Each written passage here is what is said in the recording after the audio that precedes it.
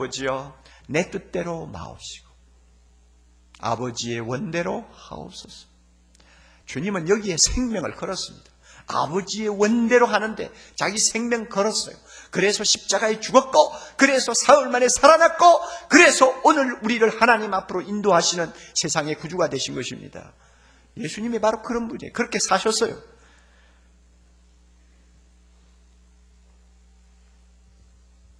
이런 의미에서 의에 줄이고 목마른 자가 된다는 것은 바로 예수님처럼 되고 예수님처럼 사는 사람이 된다는 말과 똑같습니다.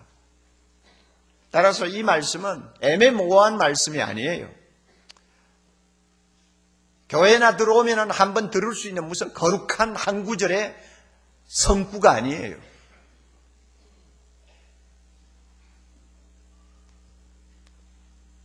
진리의 영이신 성령께서 이 시간 우리 가운데 오셔서 우리 모두가 하나님의 뜻에 일치하는 삶을 살아야 되는 거룩한 백성임을 다시 깨닫게 해주시기를 바라고, 뿐만 아니라 이 거룩한 뜻을 추구하려고 하는 사람, 의에 줄이고 목마른 사람이 되기를 간절히 소망하는 열정을 우리 가슴 속에 불러일으켜 주시기를 바랍니다. 그러면 우리가 의에 줄이고 목마른 자가 되기 위해, 예수님처럼 의에 줄이고 목마른 자가 되기 위해서 구체적으로 해야 할 것이 무엇이냐 하는 것을 좀 보아야 합니다. 막연하게 이야기하면 우리 마음에 남아있는 것이 없어요.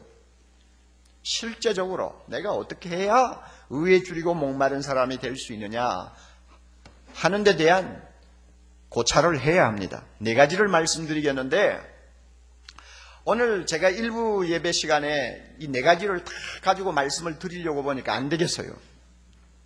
너무 시간이 짧아요. 그래서 반을 나누기로 했습니다. 오늘 두 가지, 다음 주일 두 가지. 왜냐하면 이게 너무 중요한 것이기 때문에 제가 적당히 하고 넘어갈 수가 없어요. 우리가 의에 줄이고 목마른 자의 삶을 살려면 네 가지를 꼭 해야 합니다. 첫째로 구원받기를 간절히 사모해야 합니다. 구원받기를 간절히 사모해야 합니다. 물론 이 말은 아직도 예수 믿지 아니하는 형제 자매들을 놓고 하는 말입니다. 사랑의 교회 밖에 있는 모든 믿지 아니하는 사람을 향해서 하는 말씀입니다. 구원받기를 간절히 사모하는 사람은 의에 줄이고 목마른 사람이라고 말할 수가 있습니다. 죗값으로 영원한 사망과 저주를 피할 수 없는 이 세상을 구원하시려고 하는 것은 사랑의 하나님의 절대적인 뜻이요 강렬한 의지입니다. 하나님은 악인이 그 죗값으로 영원히 심판받으시는 것을 절대로 좋아하지 않으십니다. 어떻게 해서라도 그들을 구원하시려고 하는 것이 하나님의 뜻입니다. 이 일을 위하여 사랑의 교회를 이곳에 세우신 것이요, 이 일을 위하여 이 땅에 4만 5만 개의 교회를 세우신 것이요, 이 일을 위하여 전 세계 수백만 개의 교회를 세우시고 오늘도 복음을 증거하도록 하신 것입니다. 그러므로 이 가운데서요, 구원을 받아야 되겠다고 하는 어떤 마음의 갈증이 있어서 나오신 분이 있으면 여러분 감사하시기 바랍니다. 하나님께서 여러분에게 의에 줄이고 목마른 심정을 불어넣어 주셨습니다. 그래서 여러분이 이 자리에 나와 앉아 계시는 거예요. 수천 명이 지금 함께 예배를 드립니다만 이 가운데 계시는 분들 가운데서 적어도 10% 이상은 아직도 예수님을 영접하지 아니한 사람이라고 생각합니다. 아직도 중생받지 못한 분일지도 모릅니다. 겉으로는 예수 믿는 사람 같지만 예수님과 별로 관계가 없는 마음의 문을 닫아놓고 계시는 분인 줄을 모릅니다. 이런 분들은 내가 구원받아야 돼 하는 갈증을 가져야 됩니다. 내가 구원받아야 돼. 사도 바울 앞에 무릎을 꿇고 선생들아 내가 어떻게 하여야 구원을 얻으리이까? 선생들아 내가 어떻게 하면 구원을 받을 수 있느냐? 하고 절규했던 빌립보 감옥의 간수처럼 여러분들은 구원받기를 사모하는 자가 되어야 합니다. 여러분 천하에 있는 모든 것을 다 손에 넣었다 할지라도 구원을 받지 못한다면 그는 완전한 실패자입니다. 이 사실을 깨닫는 사람이 얼마나 될까요? 전해지는 말을 들으면 이것이 어느 정도 거짓말인지 참말인지는 확인할 수가 없습니다만, 천하를 호령하던 알렉산더 대왕이 갑자기 31세인가 죽었잖아요. 그를 장례할 때에 관양 쪽에다가 구멍을 뚫어놓고 빈 손을 밖으로 내놓았다고 합니다. 어느 정도 거짓말인지 참말인지 모르겠어요. 빈 손을 내놨어요. 그래서 관을 운구할 때 빈 손이, 두 손이 덜거덕 한 거예요. 왜 그랬느냐? 천하를 호령하고 천하를 손에 넣은 알렉산더도 죽으니까 빈손으로 간다.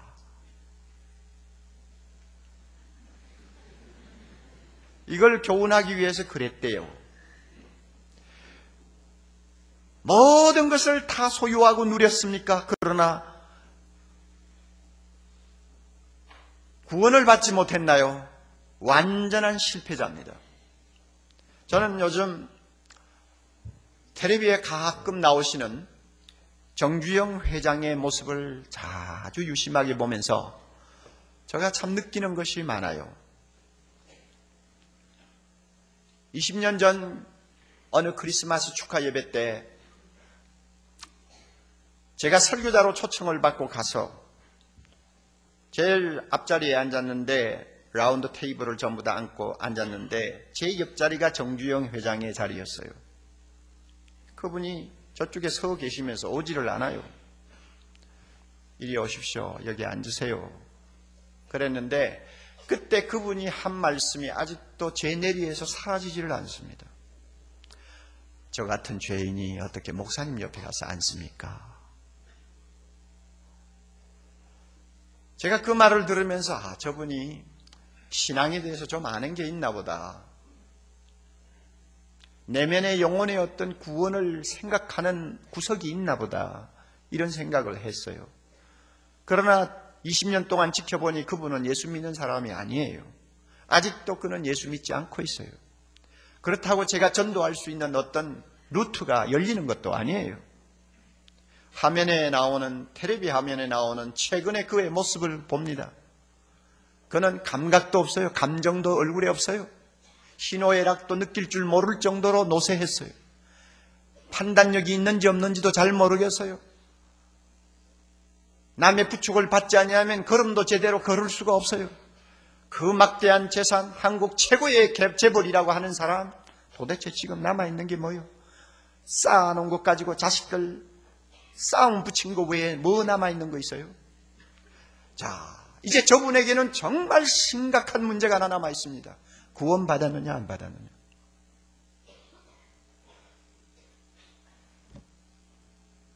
자기의 것을 가지고 주님 앞에 갈 수 있는 것이 하나도 없습니다. 뭘 들고 갑니까? 뭘 들고 가서 하나님 앞에 내놓을 것입니까?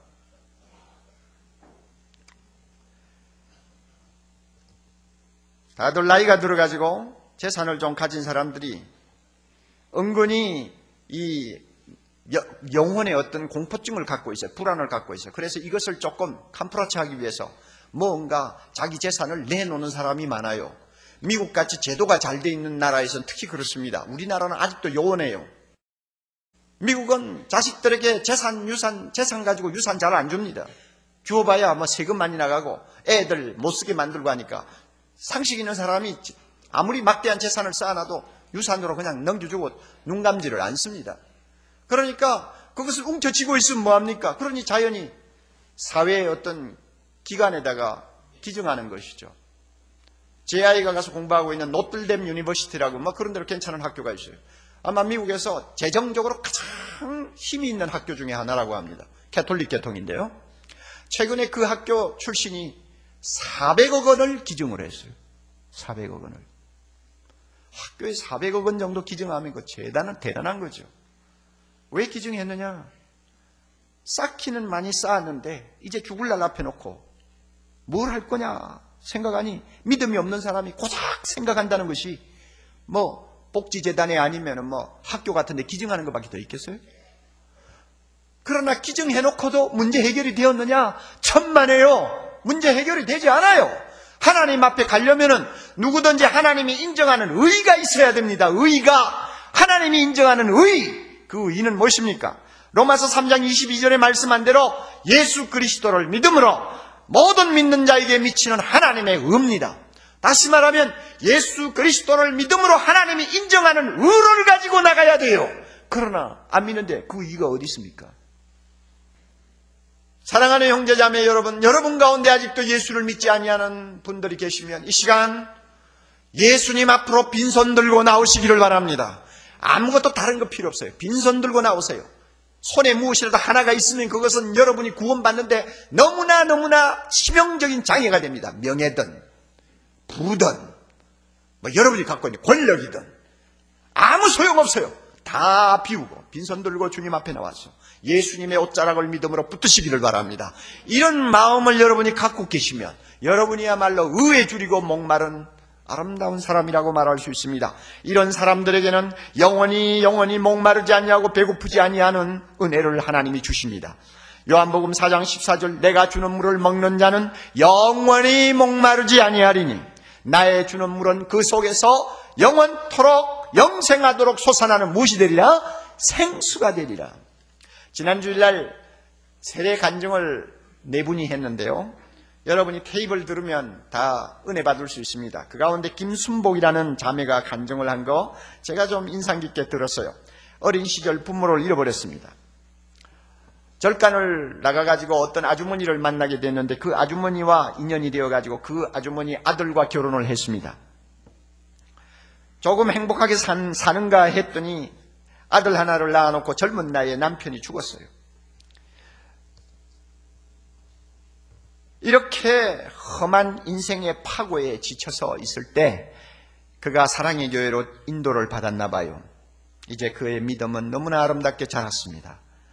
예배 시간에 나와서 앉을 때마다 자기가 지금까지 헛되이 살았다 하는 마음의 후회를 많이 하고 있다고 고백했습니다. 그리고 그는 이렇게 간증을 끝맺고 있습니다.